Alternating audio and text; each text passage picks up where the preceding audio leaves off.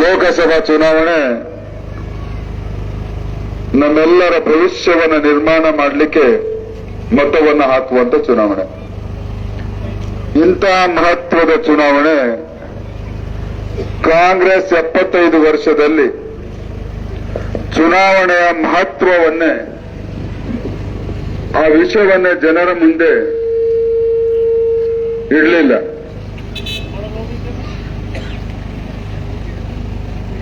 ಆದರೆ ಕಳೆದ 10 ವರ್ಷದಲ್ಲಿ ನರೇಂದ್ರ ಮೋದಿಯವರ ಸರ್ಕಾರದ ಕಾರ್ಯವೈಖರಿ ಪ್ರತಿಯೊಬ್ಬರ ಜೀವನದಲ್ಲಿ ಬದಲಾವಣೆಗಳ, ಅಂತಾರಾಷ್ಟ್ರೀಯ ಗುಣಮಟ್ಟದ ಸೌಕರ್ಯಗಳನ್ನು, ಪ್ರತಿಯೊಬ್ಬರ ಜೀವನದಲ್ಲಿ ನೆಮ್ಮದಿ, ಅಂತಾರಾಷ್ಟ್ರೀಯ ಮಟ್ಟದಲ್ಲಿ ಆಗುಹೋಗುಗಳ ಮಧ್ಯದಲ್ಲಿ ನಮ್ಮ ಭಾರತದ ಸ್ಥಾನಮಾನ ಮತ್ತು ಅದರ ಮಹತ್ವವನ್ನು ದಿನನಿತ್ಯ ಎದ್ದು ನೋಡಿದಾಗ ದೇಶದ ನಾಗರಿಕರಿಗೆ ಅನಿಸ್ತಾ ಇದೆ, ನಮ್ಮ ಪಾತ್ರ ಎಷ್ಟು ಮಹತ್ವದಿದೆ ದೇಶದ ಬೆಳವಣಿಗೆಯಲ್ಲಿ ಅಂತ. ನಾವು ಕೊಡುವ ಒಂದೊಂದು ಮತದ ಮಹತ್ವ ಎಷ್ಟು ಮುಖ್ಯವಾಗಿದೆ ಅನ್ನುವಂಥದ್ದನ್ನ ಪ್ರತಿಯೊಬ್ಬ ನಾಗರಿಕನಿಗೆ ಅನಿಸ್ತಾ ಇದೆ. ಅದಕ್ಕೆ 10 ವರ್ಷದಲ್ಲಿ ನರೇಂದ್ರ ಮೋದಿಯವರು ಪ್ರತಿಯೊಬ್ಬರ ಜೀವನದಲ್ಲಿ ಆರ್ಥಿಕವಾಗಿ, ಸಾಮಾಜಿಕವಾಗಿ, ಶೈಕ್ಷಣಿಕವಾಗಿ ಬದಲಾವಣೆ ತರುವಂತಹ ಸಂಪೂರ್ಣ ಪ್ರಾಮಾಣಿಕ ಪ್ರಯತ್ನವನ್ನು ಮಾಡಿದ್ದಾರೆ. ಅದು ರೈತಾಪಿ ವರ್ಗ ಆಗಿರ್ಬೋದು, ಅದು ಮಹಿಳಾ ವರ್ಗ ಆಗಿರ್ಬೋದು, ಬಡವರ ವರ್ಗ ಆಗಿರ್ಬೋದು, ಯುವಕರ ವರ್ಗ ಆಗಿರ್ಬೋದು. ಈ 4 ಪ್ರಮುಖ ವರ್ಗಗಳ ಬದಲಾವಣೆ ಆದರೆ ಎಲ್ಲ ಜಾತಿ, ಧರ್ಮ, ಪಂಥ, ಪ್ರಾಂತ, ಪಂಗಡ, ಭಾಷೆ ಎಲ್ಲರ ಒಂದು ಉದ್ಧಾರವಾಗ್ತದೆ ಅನ್ನುವಂಥದ್ದನ್ನು ದೂರದೃಷ್ಟಿಯಿಂದ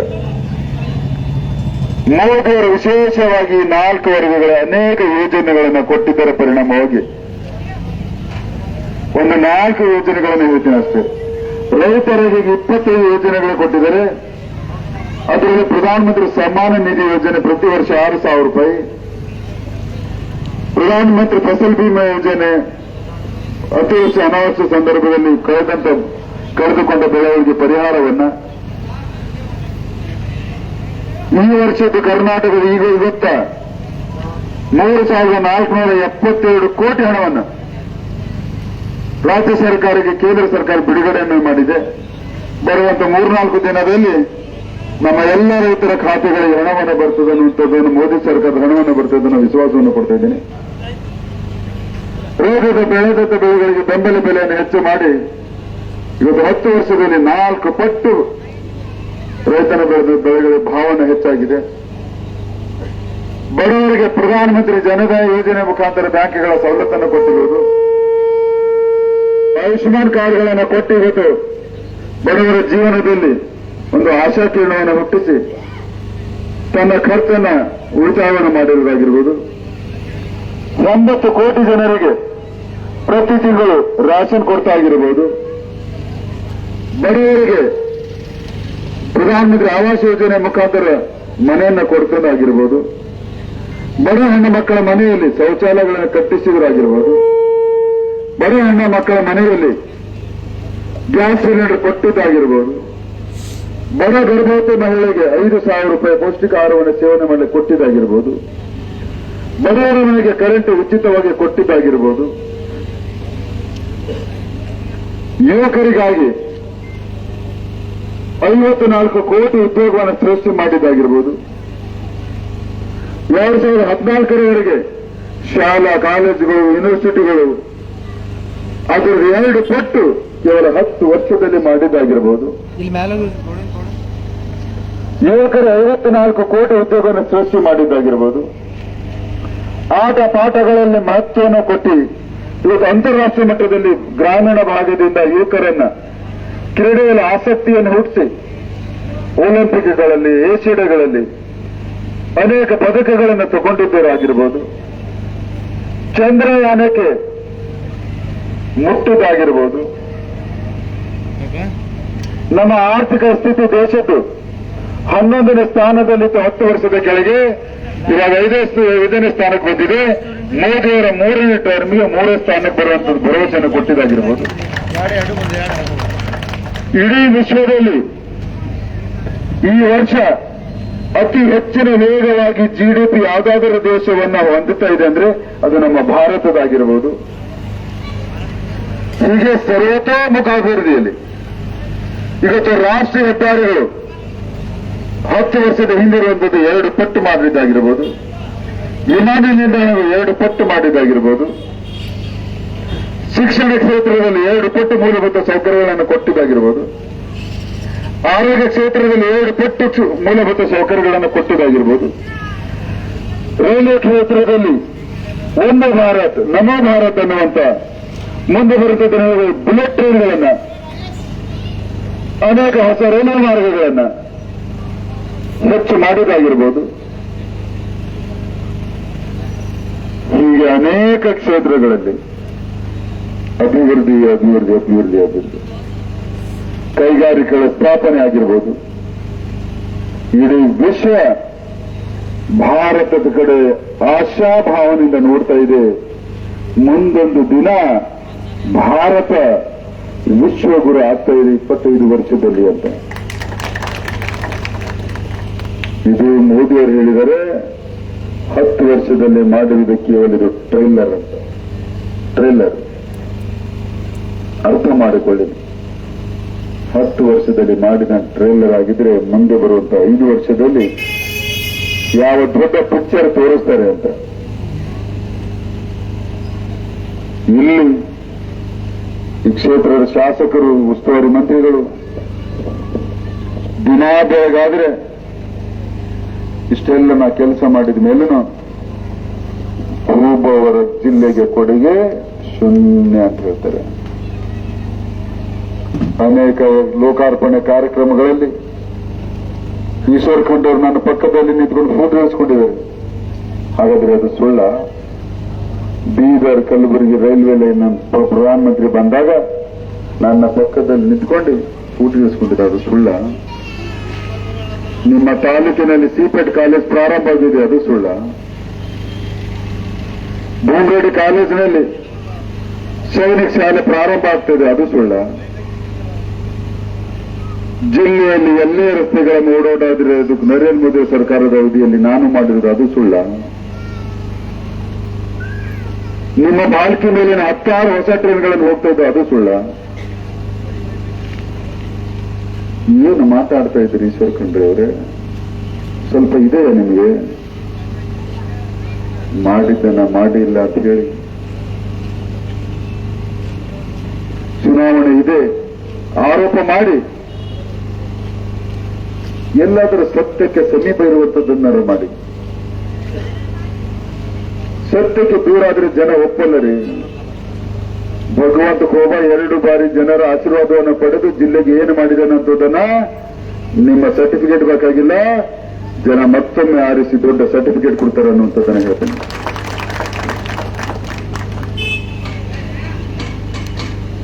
ಏನಾದ್ರೂ ನನ್ನ ಆರೋಪ ಮಾಡುವುದಿದ್ರೆ ನಾನು ಭ್ರಷ್ಟಾಚಾರ ಮಾಡಿದ್ದೇನೆ ಅನ್ನುವಂಥದ್ದನ್ನು ಬೀದಿಗೆ ಎಳೆಯಬೇಕಾಗಿತ್ತು. ನನ್ನ ಮೇಲೆ ಯಾವುದಾದ್ರೂ ಹಗರಣ ಆರೋಪ ಬಂದಿದೆ ಅಂದ್ರೆ ನನಗೆ ಬೀದಿಗೆ ಎಳೆಯಬೇಕಾಗಿತ್ತು. ನಾನು ಜನರಿಗೆ ಸ್ಪಂದನೆ ಮಾಡಿಲ್ಲ ಅಂದ್ರೆ ನನಗೆ ಬೀದಿಗೆ ಎಳೆಯಬೇಕಾಗಿತ್ತು. ನಾನು ಜಿಲ್ಲೆ ಅಭಿವೃದ್ಧಿ ಕಾರ್ಯಗಳನ್ನು ಮಾಡಿಲ್ಲ ಅಂದ್ರೆ ನನಗೆ ಬೀದಿಗೆ ಎಳೆಯಬೇಕಾಗಿತ್ತು. ಎಲ್ಲಿ ನೈತಿಕತೆ ಇದೆ ಈಶ್ವರ್ ಖಂಡ್ರೆ ಅವರೇ ನಿಮಗೆ?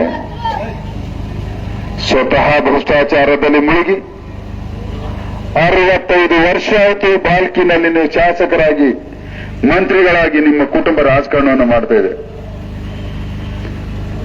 ಯಾರಾದರೂ ಒಬ್ಬರು ಬಾಲ್ಕಿಯಲ್ಲಿ ಸ್ಟೇಡಿಯಂ ಕಟ್ಟಿಸಿಕೊಟ್ಟಿದ್ದಾರೆ, ಅದಕ್ಕೆ ಸ್ಟೇಡಿಯಂ ಇದ್ರೆ ತಂದು ತೋರಿಸಿ ನೋಡೋಣ. ಯಾಕೆ ಕಟ್ಟಿಸಲಿಲ್ಲ? 65 ವರ್ಷಗಳ ಅಧಿಕಾರವನ್ನು ಮಾಡಿದ ಮೇಲೆ ಕೂಡ ನಿಮಗೆ ತಾಲೂಕಿನ ಜಿಲ್ಲೆ ಅಭಿವೃದ್ಧಿ ಬೇಕಾಗಿಲ್ಲ, ನಿಮಗೆ ನಿಮ್ಮ ಕುಟುಂಬದ ಅಭಿವೃದ್ಧಿ ಮಾತ್ರ ಬೇಕಾಗ್ತದೆ ಅನ್ನುವಂಥದ್ದನ್ನು 65 ವರ್ಷದಲ್ಲಿ ಸಾಧಿಸಿದೆ. ಇವತ್ತು ಅವರ ಬಲಗೈ ಗಂಟ ಪೊಲ್ಯೂಷನ್ ಕಂಟ್ರೋಲ್ ಬೋರ್ಡ್ ಸದಸ್ಯ, ಕಲೆಕ್ಟರ್, ಮಂತ್ರಿ ಕಲೆಕ್ಟರ್, ತಿಳಿತಲ್ಲ, ಮಂತ್ರಿ ರುಚುಲಿ ಮಾಡೋ ಕಲೆಕ್ಟರ್ ಶರಣು ಮೋದಿ ಅನ್ನವರು 2 ಕೋಟಿ ನಗದನ್ನ ಟ್ರೈನ್ನಲ್ಲಿ ತಗೊಂಡು ಬರ್ತಾ ಇದ್ದರು. ಗುಲ್ಬರ್ಗದವರ ಹಿಡಿದು ಹಾಕಿದರು. ಎನ್ಕ್ವೈರಿ ನಡೀತಾ ಇದೆ. ಭ್ರಷ್ಟಾಚಾರ ಕಂಡ್ರೆ ನಿಮ್ಮ ಭ್ರಷ್ಟಾಚಾರದ ಕೈ ಕನ್ನಡಿ. ಮೊನ್ನೆ ಹೇಳಿದ್ರಿ ಡಿಸಿಸಿ ಬ್ಯಾಂಕಿನ ಮೇಲೆ ಐಟಿ ರೇಡ್ ಆದಾಗ ಭಗವಂತ ಖೋಬಾ ಮಾಡಿಸಿದ್ದಾನೆ ಅಂತ ಸಾಕ್ಷಿ ಬಂತಲ್ಲ ನಿಮ್ದು, ಭ್ರಷ್ಟಾಚಾರದ ಸಾಕ್ಷಿ. ಏನು ಉತ್ತರ ಕೊಡ್ತೀರಿ? ಇದೇ ನಿಮ್ಮ ಹತ್ರ ಉತ್ತರ? ನೈತಿಕತೆ ಕೊಡ್ಲಿಕ್ಕೆ ಲಿಂಗಾಯತರ ವಿಷಯ ಮಾತಾಡ್ತಾರೆ. ನಾನು ಲಿಂಗಾಯತ್ ಅಲ್ವಾ? ನನಗೆ ಸಮಾಜದ ಕಳಕಳಿ ಇಲ್ವಾ? ಲಿಂಗಾಯತ್ ಇದ್ರಲ್ಲ, ಅಖಿಲ ಭಾರತ ವೀರಶೈವ ಲಿಂಗಾಯತ ಮಹಾಸಭಾದ ಅನೇಕ ವರ್ಷಗಳಿಂದ ಅಧ್ಯಕ್ಷರಾಗಿದ್ರಿ, ಪ್ರಧಾನ ಕಾರ್ಯದರ್ಶಿಗಳಾಗಿದ್ರಿ. ನಮ್ದೇ ಸಮಾಜದ ಹುಡುಗಿ ಮಗಳು 18ನೇ ತಾರೀಕಿಗೆ ಹುಬ್ಬಳ್ಳಿಯಲ್ಲಿ ಫಯಾಜ್ ಅನ್ನುವಂತ ಕ್ರೂರಿ ಹಾಡು ಹಗಲು ಕಾಲೇಜಿನಲ್ಲಿ ಕೊಲ್ಲದ ಆ ಕುಟುಂಬಕ್ಕೆ ನ್ಯಾಯ ಕೊಡ್ಲಿಕ್ಕೆ ಏನಾದ್ರೂ ಪ್ರಯತ್ನವನ್ನ ಮಾಡಿದಿರಾ? ಸರ್ಕಾರದಲ್ಲಿ ಮಂತ್ರಿ ಆಗಿದ್ರಿ, ನ್ಯಾಯ ಕೊಡಬೇಕಿಲ್ಲ, ತಕ್ಷಣವಾಗಿ ರಾಜೀನಾಮೆ ಕೊಟ್ಟು ಹೊರಗೆ ಬರಬೇಕು. ಇಲ್ಲ, ವೀರಶೈವ ಮಹಾಸಭಾದ ಪ್ರಧಾನ ಕಾರ್ಯದರ್ಶಿ ಆಗಿದ್ರಿ, ನಾಚಿಕೆ ಆಗಿದೆ. ಆ ಜವಾಬ್ದಾರಿಯಲ್ಲಿ ಮುಂದುವರಿಲಿಕ್ಕೆ ತಕ್ಷಣವಾಗಿ ರಾಜೀನಾಮೆ ಕೊಟ್ಟು ಹೊರಗೆ ಬರಬೇಕು. ಇದ್ ಕಡೆ ನ್ಯಾಯ ಕೊಡೋ ಕೆಲಸನೂ ಮಾಡಲಿಲ್ಲ, ಅದ್ ಕಡೆ ನೈತಿಕತೆ ಒತ್ತಿ ರಾಜೀನಾಮೆನೂ ಕೊಡ್ಲಿಲ್ಲ. ಸ್ಪಷ್ಟ ಗೊತ್ತಾಗ್ತಾ ಇದೆ, ಕೇವಲ ಅಧಿಕಾರ ಮಾತ್ರ ಅವರಿಗೆ ಬೇಕು ಅಂತ. ಕೇವಲ ಅಧಿಕಾರ ಮಾತ್ರ. ಶಾಂತಿವರ್ಧಕ ಶಿಕ್ಷಣ ಸಂಸ್ಥೆ ಉತ್ತರ ಕೊಡಬೇಕಲ್ಲ ನೀವು. ಪ್ರಾರಂಭ ಮಾಡಿದವರು ಬಾಲ್ಕಿ ಹಿರೇಮಠದ ಲಿಂಗೈಕ್ಯ ಡಾಕ್ಟರ್ ಚನ್ನಬಸವಲಿಂಗ ಪಟ್ಟದೇವರು ರೈತನ ಹತ್ರ ಹೋಗಿ ಮನೆ ಮನೆಗೆ ಜೋಳಿಗೆ ಹಾಕಿ ಭಿಕ್ಷೆ ಬೇಡಿ ತಲೆ ಮೇಲೆ ಮಣ್ಣು ಕಲ್ಲನ್ನು ಹೊತ್ತಿ ಅವರ ಜೀವಿತ ಅವಧಿಯಲ್ಲಿ ಶಾಂತಿವರ್ಧಕ ಶಿಕ್ಷಣ ಸಂಸ್ಥೆ ಹೆಮ್ಮರವಾಗಿ ಬೆಳೆಸಿದ್ರು. ಅವರ ಲಿಂಗೈಕ್ಯ ಆದ್ಮೇಲೆ ಸೊಸೈಟಿ ಹೋಗೋ ಟ್ರಸ್ಟ್ ಆಯಿತು. ಟ್ರಸ್ಟಿನ ಅಧ್ಯಕ್ಷರು ಯಾರು ಇವಾಗ? ಈಶ್ವರ ಖಂಡ್ರೆ. ಟ್ರಸ್ಟಿಗೆ ಕಾರ್ಯದರ್ಶಿ ಯಾರು? ಸಾಗರ ಖಂಡ್ರೆ. ಸದಸ್ಯರು ಯಾರು? ಧರ್ಮ ಪತ್ನಿ ಡಾಕ್ಟರ್ ಬಸವಲಿಂಗ ಪಟ್ಟದೇವರಲ್ಲಿ ಹೊರಗೆ. ಯಾರಪ್ಪನ ಆಸ್ತಿ ಗೊತ್ತದು? ಜನರ ಒಂದೊಂದು ದುಡ್ಡು ಚಂದವನ ಕೊಟ್ಟಿ ಕಟ್ಟಿಸಿದಂತ ಸಂಸ್ಥೆ ಅದು. ಲಿಂಗಾಯತರಿಗೆ ಇದೇನು ಮಾಡಿದಿರಪ್ಪ ನೀವು? ಏನು ಮಾಡಿದ್ರಿ ಹೇಳಿ? ಮಹಾಸಭಾದ ವತಿಯಿಂದ ಎಲ್ಲಾದರೂ ಬಡವರಿಗೆ ಶಾಲೆ, ಕಾಲೇಜುಗಳು, ಹಾಸ್ಟೆಲ್ಗಳನ್ನು ಕಟ್ಟಿಸಿದ್ರ? ಲಿಂಗಾಯತರಿಗಿರುವಂತಹ ಸಮಸ್ಯೆಗಳನ್ನು ಹೋರಾಟ ಮಾಡಿ ಅಥವಾ ಸಂಘರ್ಷಗಳನ್ನು ಮಾಡಿ ಸರ್ಕಾರದ ವಿರುದ್ಧ ಏನಾದರೂ ಮಾಡಿದ್ರ? ಪ್ರೈವೇಟ್ ಲಿಮಿಟೆಡ್ ಕಂಪನಿ ಮಾಡಿಕೊಂಡಿರೋದನ್ನ ಮಹಾಸಭಾನ ನಿಮ್ಗೆ ಲಿಂಗಾಯತರು ಓಟ್ ಹಾಕ್ಬೇಕಾ? ಹೋದ ಬಾರಿ ಹಾಕಿದ್ರ? ಈ ಬಾರಿನೂ ಹಾಕಲ್ಲ. ಮತ್ತೆ ಯಾವುದೇ ಒಂದು ಜನಪ್ರತಿನಿಧಿ ಆಗ್ಬೇಕಾದ್ರೆ ಎಲ್ಲಾ ಜಾತಿ, ಧರ್ಮ, ವರ್ಗಗಳ ಮತಗಳನ್ನ ತಗೊಳ್ಬೇಕಾಗ್ತದೆ. ಅದನ್ನ ಇವತ್ತು ಭಾರತದಲ್ಲಿ ಆ ಶಕ್ತಿ ಯಾವುದಾದ್ರೂ ಒಂದು ರಾಜಕೀಯ ಪಕ್ಷಕ್ಕಿದ್ರೆ ಅದು ಕೇವಲ ಭಾರತೀಯ ಜನತಾ ಪಕ್ಷಕ್ಕೆ ಮಾತ್ರ ಇದೆ. ಹೀಗಾಗಿ ಕಳೆದ ಟಿಕೆಟ್ ಘೋಷಣೆ ಆದ್ಮೇಲೆ ಸುಮಾರು 45 ದಿವಸ ಆಗ್ತಾ ಇದೆ. ಈಗ ಇಡೀ ಕ್ಷೇತ್ರದಲ್ಲಿ ಮೂಲೆ ಮೂಲೆಯಲ್ಲಿ 3-4 ಬಾರಿ ಸುತ್ತಾಡಿದ್ದೀನಿ. ಕಾರ್ಯಕರ್ತರ ಉತ್ಸಾಹ, ಮುಖಂಡರ ಒಗ್ಗಟ್ಟುತನ, ಮತದಾರರ ದೃಢ ಸಂಕಲ್ಪ ಮತ್ತೊಮ್ಮೆ ಮೋದಿಯವರಿಗೆ ಪ್ರಧಾನಮಂತ್ರಿ ಮಾಡಬೇಕಂತ, ಇವೆಲ್ಲವೂ ಸಮೀಕರಣವನ್ನು ನೋಡಿದಾಗ ಕಾರ್ಯಕರ್ತರ ಕೂಗಾಗಿದೆ. ಯಾವ ರೀತಿ ದೇಶದ ಜನರ ಕೂಗಾಗಿದೆಯೋ ಅಕ್ಕಿ ಬಾರ್ 400 ಪಾರ್ ಅನ್ನುವಂಥದ್ದು. ಆಯ್ತು, ನೋಡ್ತೇನೆ. ನಮ್ಮ 2 ನಿಮಿಷ ಇರ್ಬೇಕು, ಇನ್ನು 5 ನಿಮಿಷ. ಯಾವ ರೀತಿ ಇಡೀ ದೇಶದಲ್ಲಿ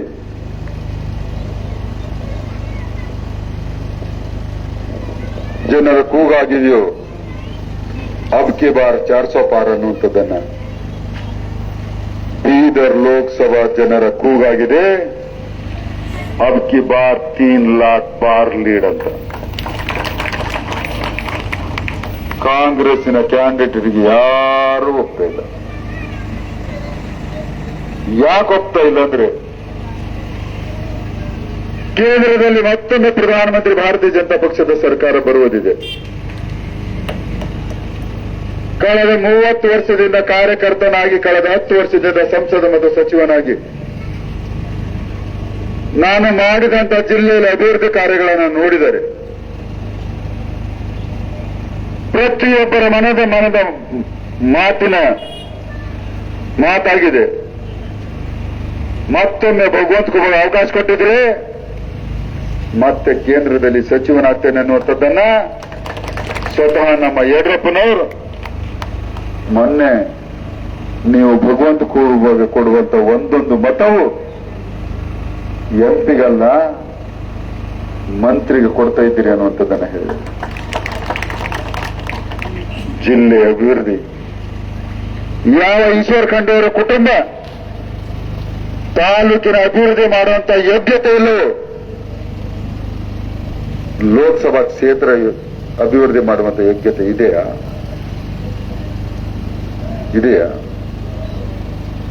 ಸಾಧ್ಯನೇ ಇಲ್ಲ. ಕೇಳಿ ಅವರಿಗೆ ಕಾಂಗ್ರೆಸ್ಸಿನ ಕಾರ್ಯಕರ್ತರು ಯಾರಾದರೂ ಕೇಳ್ತಾ ಇದ್ರೆ ಇಲ್ಲಿ ಕಳೆದ 10 ವರ್ಷದಲ್ಲಿ ಬೀದರ ಜಿಲ್ಲೆ ಅಭಿವೃದ್ಧಿಯ ಚಿಂತನೆಗೆ ಯಾವುದಾದ್ರೂ ಬೈಠಕ್ಕೆ ನೀವು ಕರೆದಿದ್ದೀರ? ನನ್ನನ್ನ ಮೊದಲು 22 ತಿಂಗಳ ಸಚಿವನಾಗಿದ್ರಿ, ಹೆಚ್ಚು ಕಡಿಮೆ ಇವಾಗ 1 ವರ್ಷ ಸಚಿವನಾಗಿದ್ರಿ.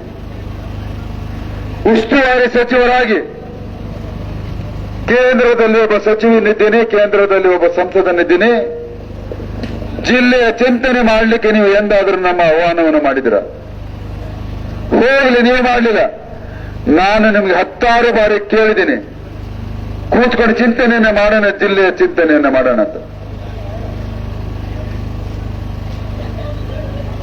ಏನಾದರೂ ದೇವರ ಮೇಲೆ ಭಕ್ತಿ ಇದ್ರೆ ನಿಮ್ಮ ಮನೆ ಹಾನಿ ಮಾಡಿ ಹೇಳಿ, ನನ್ನ ಸವಾಲನ್ನು ಸ್ವೀಕಾರವನ್ನು ಮಾಡಿಲ್ಲ.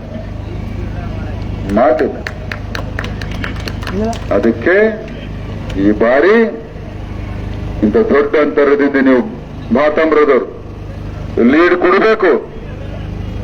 ಮತ್ತೊಂದು ಚುನಾವಣೆಯಲ್ಲಿ ಭಾತಾಮ್ರವು ಅವ್ರಿಗೆ ಕನಸಿನಾಗ ಬರಬೇಕು, ನಿಂತ್ಕೋಬಾರದು ಅಂತ. ಕೂವನ ಎದುರು ನಾವು ನಿಂತ್ಕೋಬಾರದು ಅಂತ ಅವ್ರಿಗೆ ಕನಸಿನಲ್ಲಿ ಬರಬೇಕು.